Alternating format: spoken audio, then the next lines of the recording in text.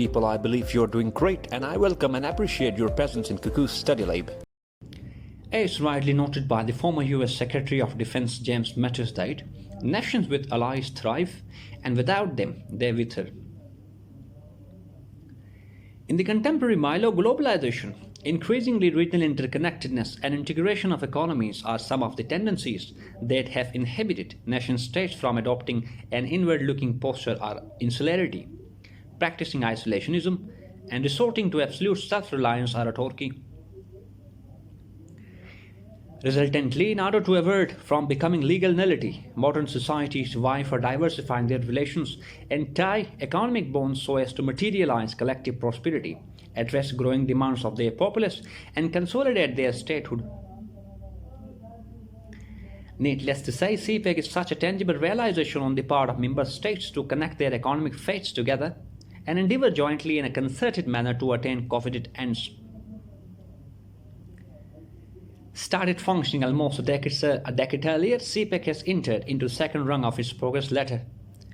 In that, the project prioritizes agriculture sector development, reindustrialization, employment generation, technology transfer, and building human skills in order to actually ensure trickle-down effect.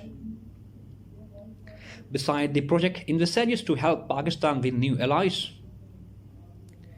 But as the saying goes on, no ventures are without dangers. CPEC too is confronting a host of daunting challenges in the form of Pakistan's domestic political disorder, fiscal volatilities, institutional red tape, and external stiff opposition to the expeditious completion of BRICS signature project. Having the preceding scenario under consideration, our today's sitting covers such areas as what is the raison d'etre of the second phase of CPEC, how the second phase envisages to galvanize industrialization and germinate employment opportunities. Also, we will discuss and cover challenges being confronted by the second phase of CPEC. Finally, we will provide certain policy measures as to how these roadblocks should be addressed and tackled in a manner so as to ensure expeditious completion of CPEC.